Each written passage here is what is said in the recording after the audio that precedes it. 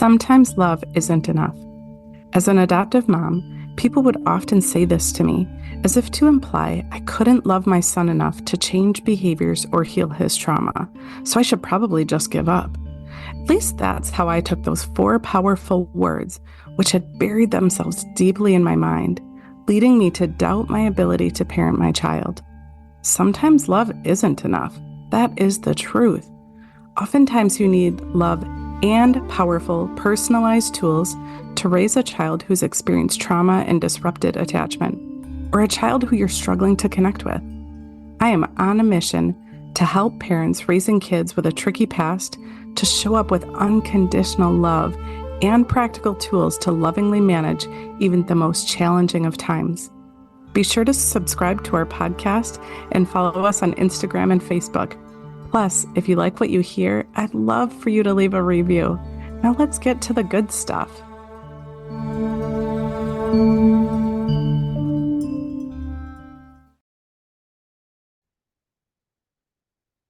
Welcome back to Sometimes Love Isn't Enough. In this episode, I want to talk about attachment difficulties. It really is at the core of what we talk about here in this podcast. I don't talk about it a ton, but really it is the foundation of all of the topics that we talk about here. So, what I think I'd like to talk about today is not only what leads to attachment difficulties, and of course it's not a simple cut and dry, A happens and then, B happens and then we have attachment difficulties, but I do want to break it down just a little bit.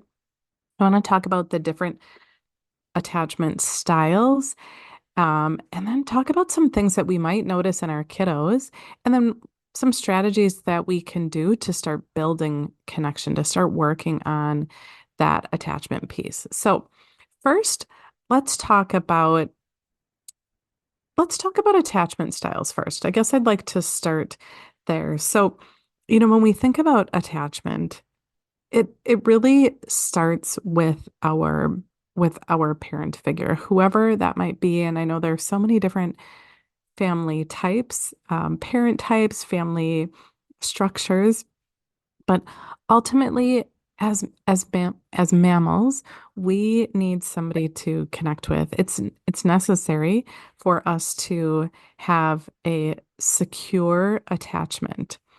And so really, it does start in the womb. I've come across quite a bit of research that attachment really starts in the womb.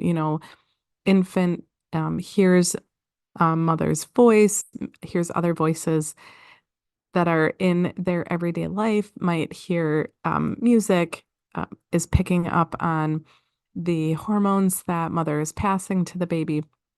So that attachment, that bond really starts in the womb.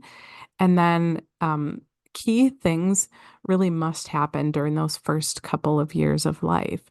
So, what are those things that have to happen? Well, at the core of it is bonding and connection and security. In order for a child to really build a secure attachment, they have to feel safe, they have to feel loved, they have to know that their needs are going to be met. So when we think about infants who experience time in the NICU, their needs are being met quickly, but they're also oftentimes experiencing trauma, experiencing uh, less skin to skin contact than perhaps a baby who is, able to be held by their parents. That's one place where there is growing research to show that really can have an impact on babies. And I'm not to say that babies in the NICU all have attachment difficulties, but it is something that I know research is really digging into to make sure that we have systems in place to make sure that babies are building bonds right, when they're tiny. But we also know kids who aren't receiving medical interventions, but perhaps their parents don't have the resources or the ability or the understanding of what an infant really needs. In those circumstances, babies really can develop insecure attachments. And there are three different types of insecure attachments. So a baby either has a secure or an insecure, and not that it's that cut and dry, but um, the three types of insecure attachments are either an anxious attachment, or also known as preoccupied, an avoidant attachment, which can also be called dismissive, and then disorganized attachment, which can also be called fearful or avoidant. And each of those can look very different in children, and then as we grow into adults, we carry those things with us into our adult relationships, our relationships with our family and friends, and also into our um, romantic or intimate relationships. But here today, we're really talking about our kids. So we know that when a baby, in particular in those first 2 years of life, isn't able to build a secure attachment, whether, like I said, because of medical interventions, um, maybe resources that are available to the parents, or understanding of what a baby needs. There's also research to show that when the primary caretaker themselves are struggling with their own mental health issues, oftentimes that can lead to difficulties connecting with your child. We know, and research shows us, that attachment disorders, attachment difficulties really can become very apparent in our kids. And what I know is that when we're raising a child who's experienced disrupted attachment, who has a disordered attachment style, an insecure attachment style, it can be so incredibly challenging to connect with a kid who's struggling with attachment. It can be so incredibly challenging to bond with a child who's displaying behaviors that are in essence designed to keep us at a distance, designed um, to fulfill that insecure attachment. And so, I'd said we'll talk about what this looks like, but it can look so many different ways. Some kids can become overly clingy. This might look like them needing help for things that we know that they have the skill set to do, where we almost feel we start to question whether or not our kids are capable. It can look like kids who are, the word sabotage just popped into my mind, but it can look like our kids who it seems like they're sabotaging their relationships. So, you do something sweet and nice with them, and it seems like you're connected with them. And then they do something that seems very hurtful, something, they break you know, your grandma's, I don't know, vase that you've had for years that was so special to you, they break it, or they do something to damage your car, or to do something that seems like a direct target at you to upset you.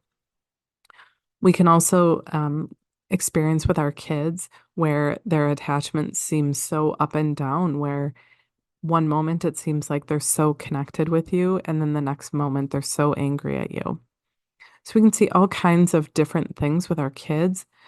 But what I know is that oftentimes the behaviors themselves don't match what seems to be happening in your home. To me, the behaviors oftentimes can be so unsettling.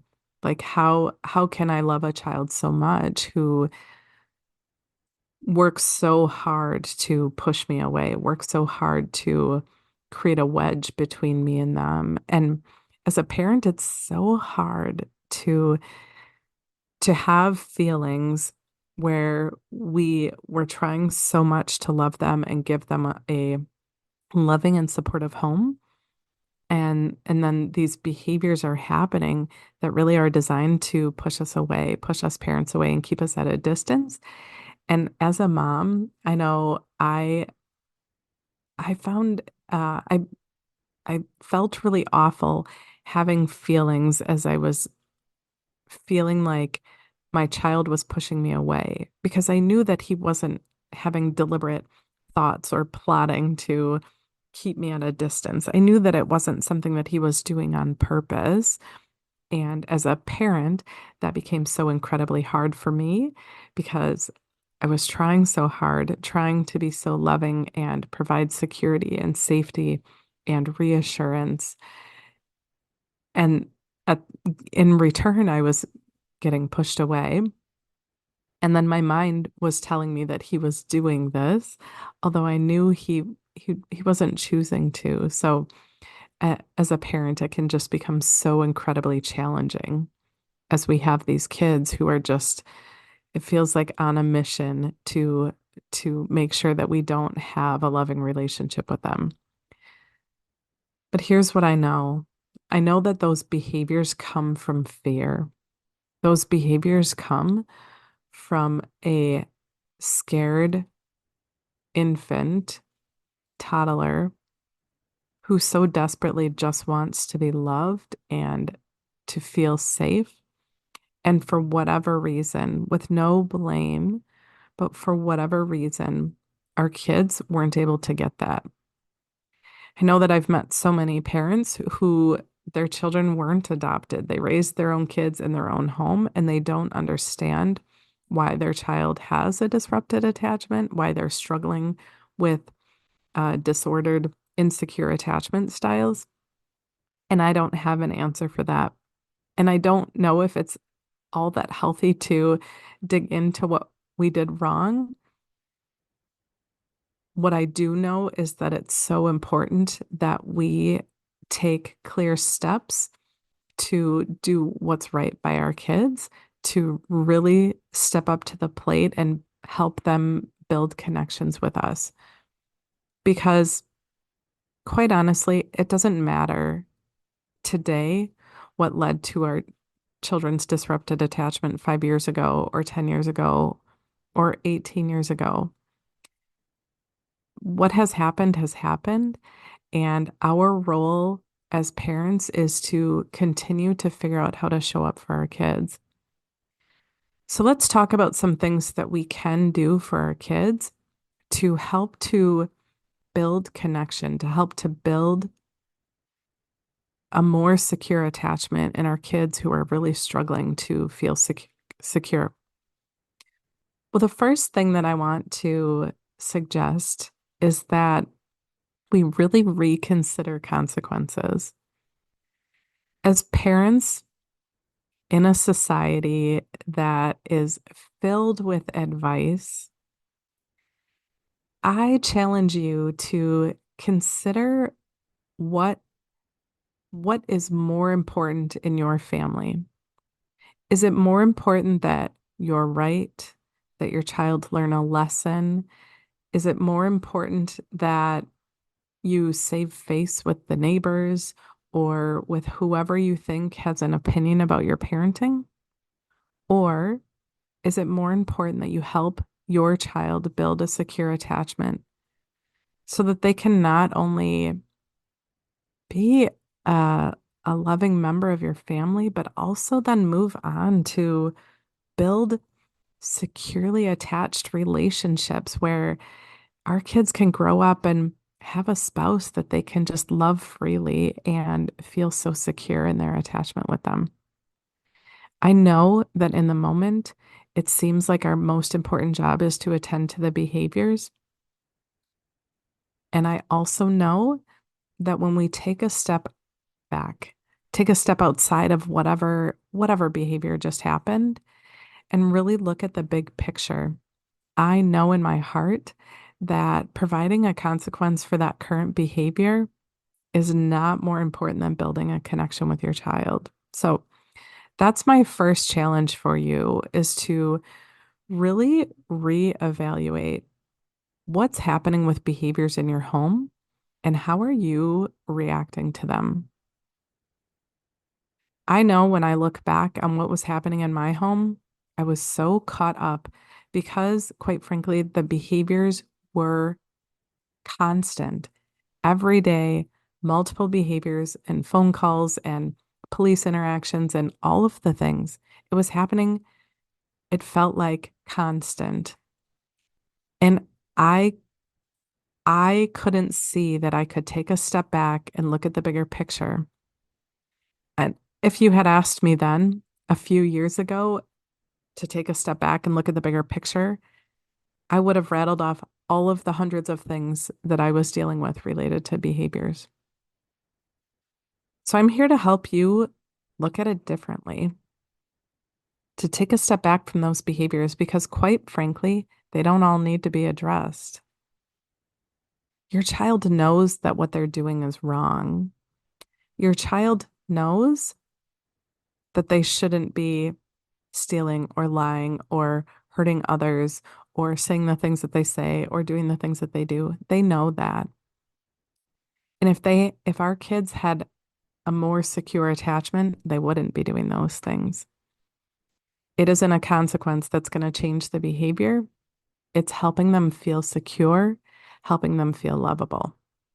So that's my first step for you in really building connection is to actually take a cold hard look at what's happening in your home and be honest with yourself about consequences for behaviors. So then my second step that I really want to encourage you to consider is to ask yourself, does my child feel lovable? Does my child feel secure? Secure not just in a physical security kind of way, but do they feel secure in their placement in our family? Do they feel like they belong? Do they feel like they have a valuable place that they can hold true as their role in your family? Or do they see their role as the one who creates all the stress for everybody? Because when our kids don't feel lovable, when our kids don't feel safe and secure, they act out. We all do it. When we think about, I mean, if you think about if you're at a job, for example, let's take a more neutral example, but if you're at a job and you don't feel valued, you don't feel lovable is kind of a weird word, but for when we're thinking about work, but when you're in a situation like a job and you don't feel valued, you don't feel like you know what your place is, you don't feel like you know what your role is, we can all act out. Some of us are better at flying under the radar or following the rules or, putting our nose down. But But the truth is that when we don't feel lovable, we don't feel valued, it really can come out in our interactions with others. And so when we put ourselves in our kids' shoes, our kids who they don't have other life experiences to base their behaviors on, they just know that they don't feel right, then let's help them feel more lovable. I heard this beautiful suggestion in a certification that I'm going through, and the suggestion was to make a love bag, which I think is just such a beautiful idea. So I'm sharing it here with you today. But the idea is that everybody in the family write down on separate scraps of paper things that help you feel lovable. You can put anything on there. But, perhaps like getting a hug or somebody giving you a compliment or um, maybe somebody just sitting by you or praising you. I don't know. We're all so different, but to have each family member write down on scraps of paper things that help that person feel lovable and then put it in a bag. And in those times when our kids are acting out, our kids who are struggling with attachment, when they're doing things that we just can't even wrap our head around, and our go-to is to give them a consequence, address the behavior.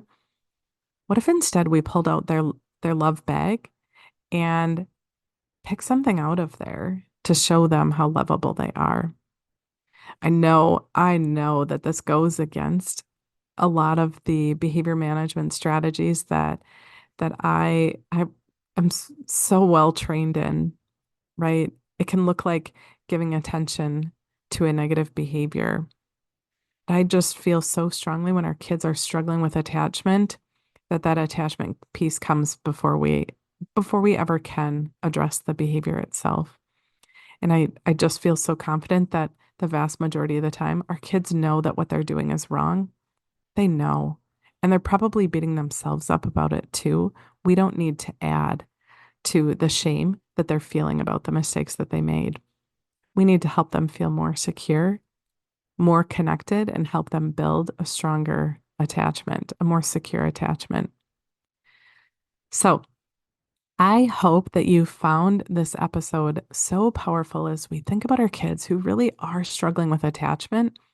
And I hope that you take those two powerful strategies at the end and really reflect on what's happening in your family and see how you can shift things.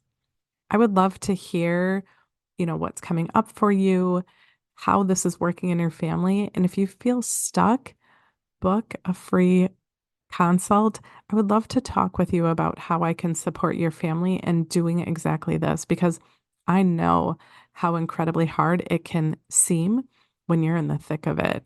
When you feel like you're drowning in behaviors. I get it, but I also know that I can help. I know that the work that I do with clients is so incredibly powerful in changing relationships. So that's it for this episode. I hope that you found it valuable, and I really hope to connect with you soon. Take care.